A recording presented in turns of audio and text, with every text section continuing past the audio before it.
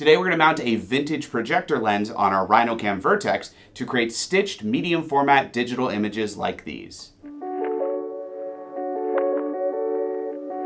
Hey everyone, Sean here with Fotodiox.com, and this is our RhinoCam Vertex. Now we've been talking about this a lot on our channel recently. It is a lens adapter where you put a medium format lens on the front, full frame digital mirrorless camera on the back, and then you rotate the camera and take 4 pictures around the vertex of the lens, and then you take these 4 pictures and stitch them in post to create a digital medium format stitched image. And recently, Matthew Stern got a hold of our RhinoCam Vertex and did a whole demo video where he specifically shot portraits with it. He also showed that you could adapt projector lenses to it. This is a vintage projector lens that I've had lying around the office for a number of years. $9, got it at a thrift store, and I've always wanted to use it, but I haven't really had a project to do until now. And the great thing about a lot of these projector lenses is, especially if they were made to project 35mm motion picture film or to project 35mm slide film, in a slide projector, they have a large enough image circle to easily cover the same image circle that a medium format lens would cover so that you can use them on the RhinoCam stitch adapter. So that's what we're gonna do now. I'm gonna show you how I adapted this lens to this camera to create these images. Okay, so what are you gonna need for this project? Well, first off, you're going to need a RhinoCam Vertex. This is a Pentax 645 to Canon EOS R Vertex, and I'm gonna be using my Canon EOS R6 to capture the images. Next, you're gonna need a Fotodiox macro rail system.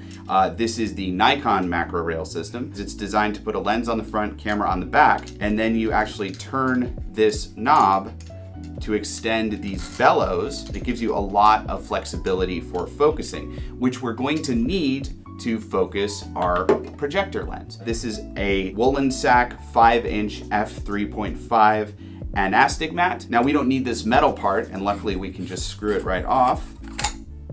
And here is the lens element itself. Now this isn't the fastest lens, it's an f3.5. It doesn't have an aperture, so we are gonna be limited to f3.5. But I've actually found this creates some pretty beautiful results, and I'm excited to use it. Now when you're trying to figure out how to adapt a lens to a camera that doesn't have a traditional lens mount, you have to figure out how much space needs to go between the lens and the sensor so you can focus to infinity.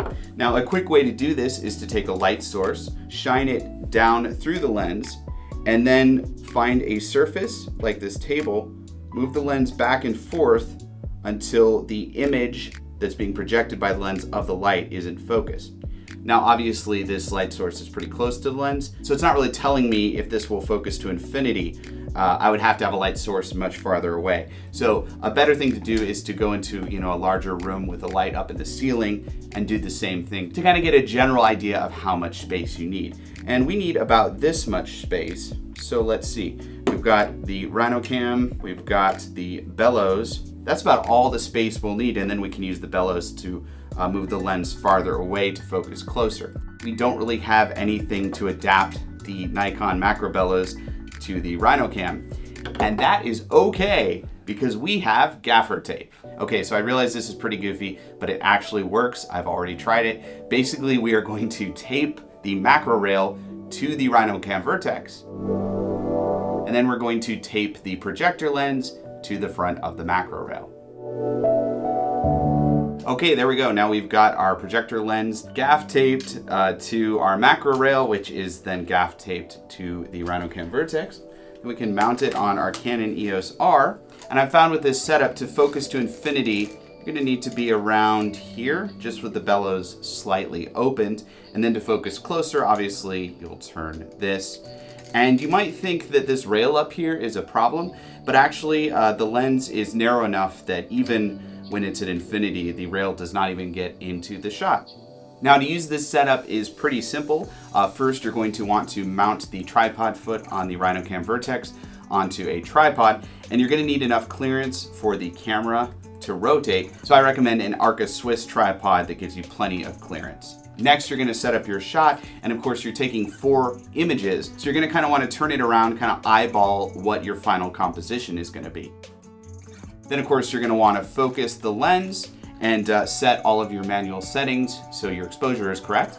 then you're ready to shoot. Just take your first shot, rotate, take your second, rotate, take your third, rotate, take your fourth, and then you've got your 4 images that you can put on your computer, bring into Photoshop, that you can stitch together into a medium format digital image. Like I said, the image circle of this projector lens is big enough that even when I'm rotating the camera to the 4 positions and taking the 4 shots, I'm not getting any vignetting on the image. And when I stitch the 4 photos together, I'm getting this beautiful kind of lo-fi medium format image. And that gets to the main point of why you would use a projector lens. Now, if you're looking for sharpness, if you're looking for accurate rendering, you're definitely gonna wanna use a high-end medium format lens. Projector lenses are not for you because these lenses were never designed to take photos. They were designed to project existing images onto screens. So this is really just for someone who wants swirly bokeh, who kind of wants that weird lo-fi,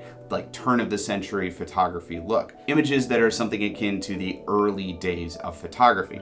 Now, because this is an f3.5 projector lens, it isn't gonna get the same swirly bokeh that you'll get it with like an f1.8 projector lens. So I'm not gonna be able to create these same amazing results that Matthew Stern got with his really beautiful, super fast projector lens. But I was still pretty pleased with the images I was able to create with this. When I paired this wide open f3.5 lens with the 4 stitched images to create the medium format resolution, I also create a really beautiful medium format look. I get way more selective focus, beautiful bokeh, and because this is a projector lens, I also get some nice swirly bokeh on the edges. Okay, that was a look at adapting a projector lens to a RhinoCam Vertex. If you have any questions about this rig, comment below. I'd love to help you out. Also, click the links in the description below to learn more about the RhinoCam Vertex and possibly get one for yourself. Click here to subscribe to our YouTube channel to get more videos just like this one, and click here to see the Matthew Stern video I mentioned in today's video. You can see some of the amazing portraits he shot with the RhinoCam Vertex. I'm Sean with Fotodiox.com, and thanks for watching.